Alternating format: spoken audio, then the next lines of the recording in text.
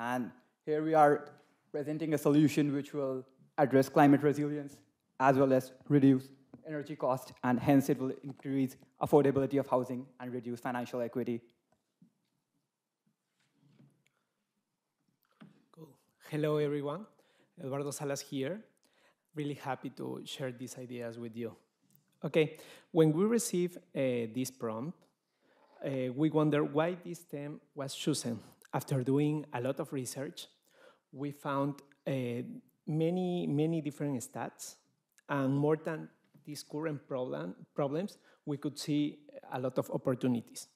For example, in the first part of the slide, according to National Low Income Housing Coalition, no state has an adequate supply of affordable rental homes.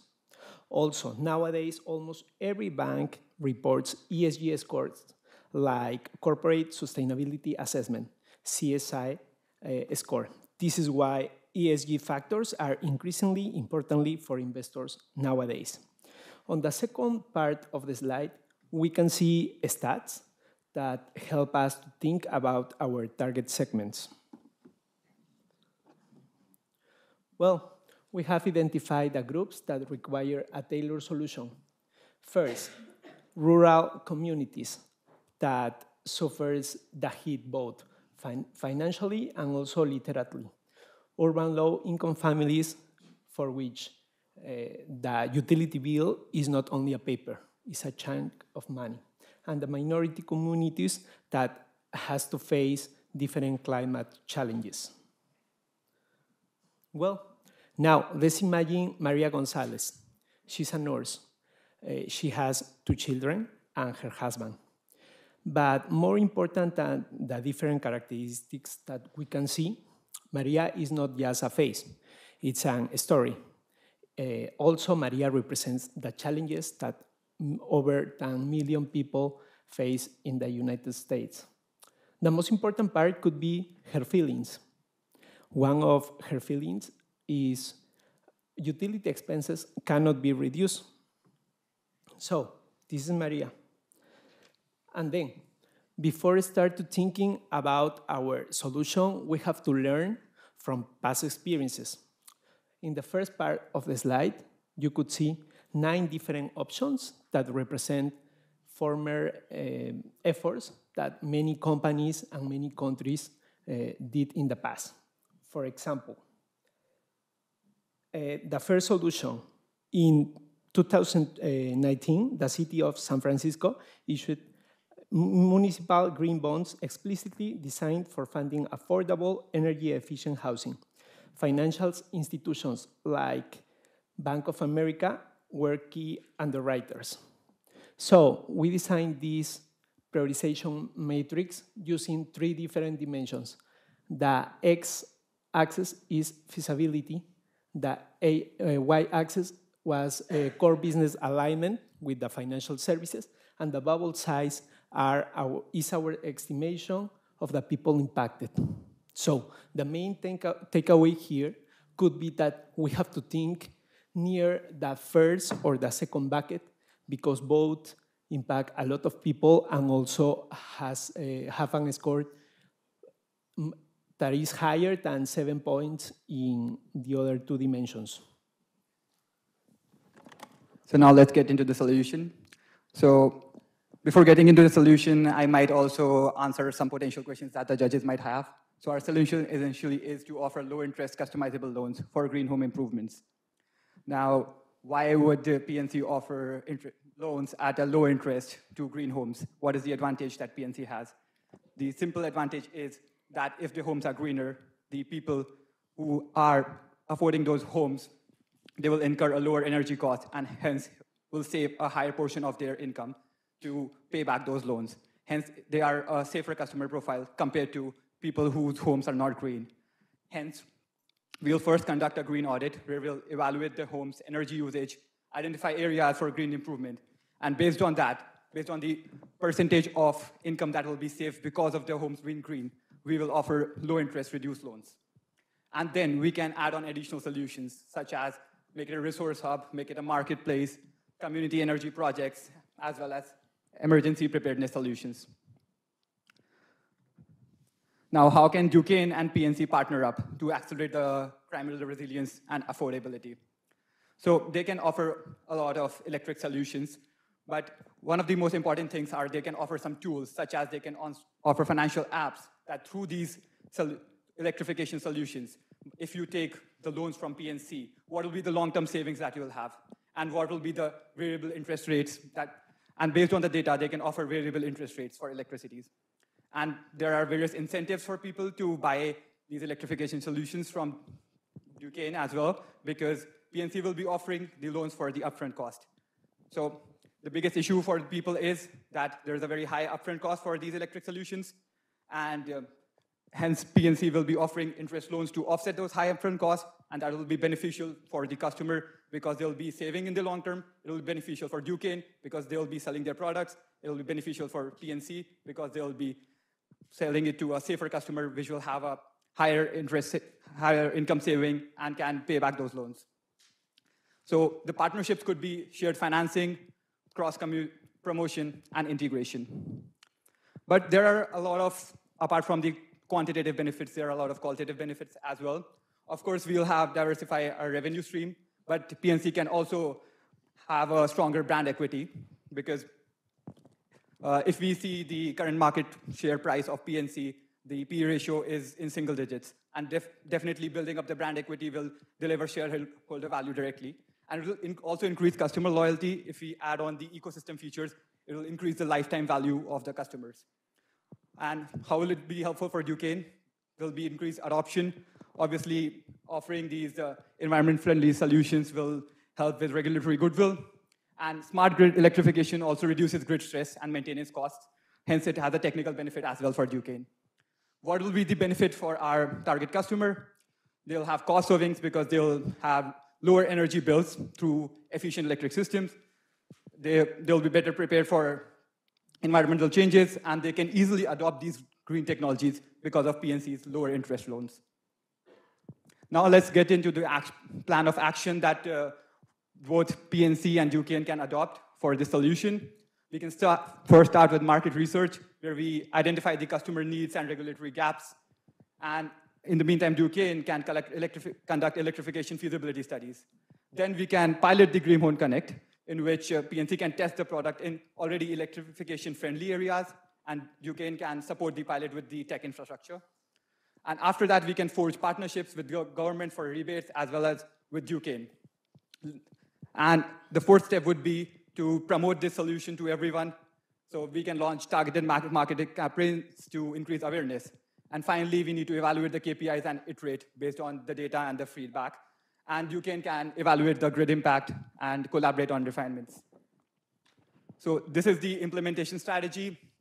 So first, we will conduct the feasibility studies. And the primary cost that will be in the first step will be market research and prototyping. Then we will launch the pilot and do some community engagement, in which we will incur some pilot financing pool costs and community engagement costs. Then we'll develop the whole overall platform, in which we will incur some customer acquisition development costs. Finally, we'll do a full-scale launch, in which there will be the financing pool cost, marketing cost, and finally, in the optimization and scaling phase, we will have some data analytics costs. And in each of these stages, we will measure KPIs to make sure that our project is on track. Okay, here, although we are not sure if the year of these revenues will be 2026, we are sure that we have to follow 3 different guidelines. The first one is that we need the most important asset within PNC, that is the people. And for that, we have to have the buy-in of the CEO and all the different teams. And for that, and according to different big tech companies' studies, innovations need to represent 5% or 10%. So using this assumption, we found that having 5% of revenues within PNC for this effort will be an objective that will help us to have the buy-in of the CEO and the other leaders. The second guideline is that this could not be achievable just by the revenues of this product or just this target segment. We need to obtain cross-selling revenues and also capture another segments. So we create an assumption, but that is that over the 100% of these revenues, the run potential will have 70% revenues coming from the target segment, 15% of the adjacent segments, and 10% coming from cross-selling activities. Also, and the third guideline that we have to follow, in order to achieve this kind of volume, we have to spend between 50% and 100% CapEx and OpEx in order to capture this level of revenues.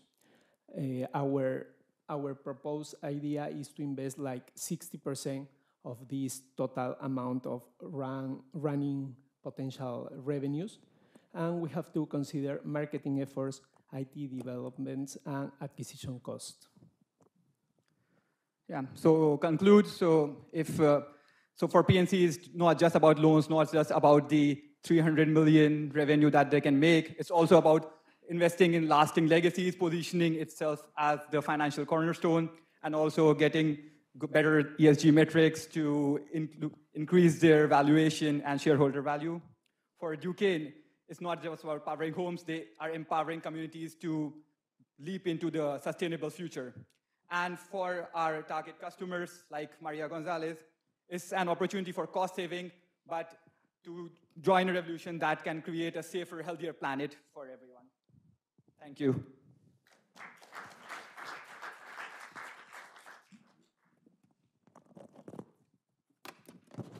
That 550 total monthly, what is that referring to? What is that? At the very bottom, the assumptions. 550 minimum. It's like monthly. the monthly payments that we use to create this level of revenues. Is that a mortgage payment? Yes, it's like a mix between mortgage payments and a little of cross-selling percentage. Okay, who is paying that? What is that? Where is that coming from? So, yeah, those are the mortgage payments that the end customer who's taking the loans that are paying. So we just estimated an average minimum monthly payment to make these revenue assumptions. But that will be based upon the target market that we are launching and obviously the average loan size as well. And that's including like interest rates, all of that? Yes, these are the interest rate And this payments. is for the year 2023? Yes. Okay. Yeah.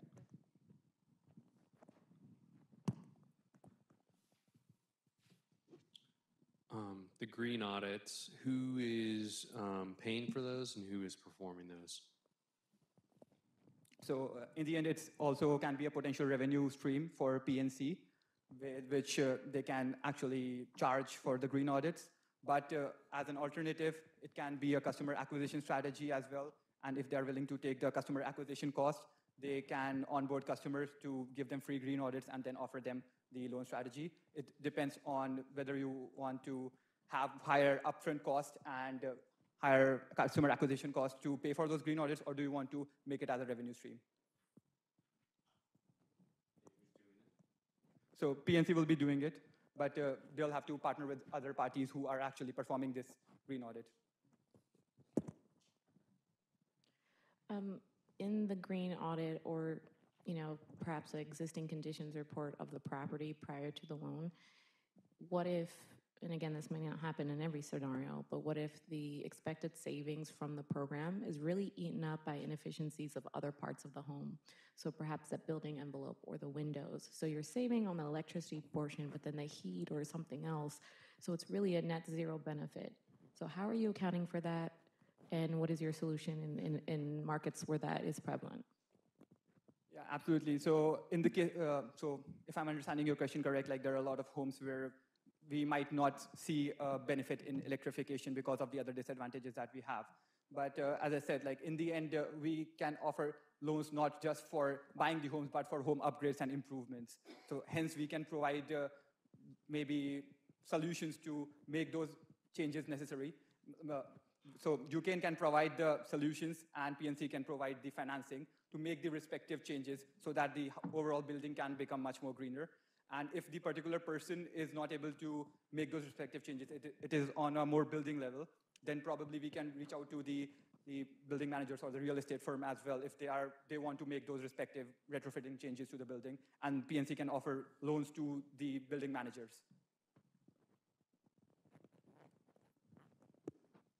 Make sure, I'm sorry, just one basic question, make sure I'm understanding.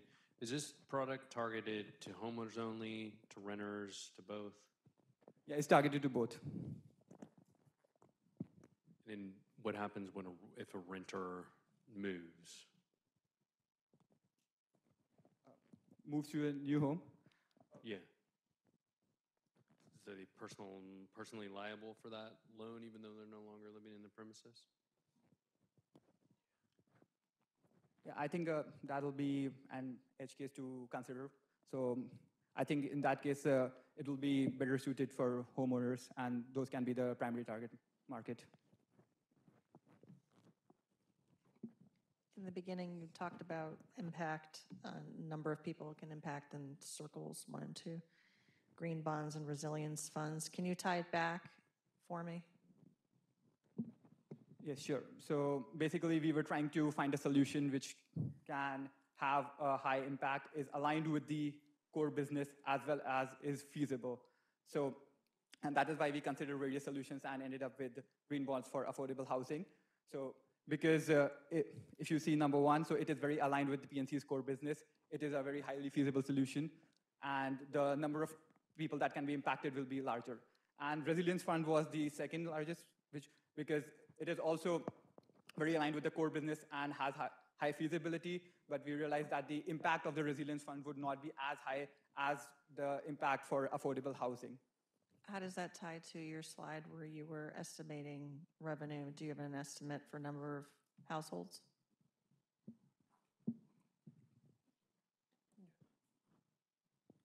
Yeah, here we consider that we will capture almost 500,000 of families, and also we are not going to sell only to the target segment, but also to the adjacent segments. That could be like any people, and we'll do some cross-sell activities.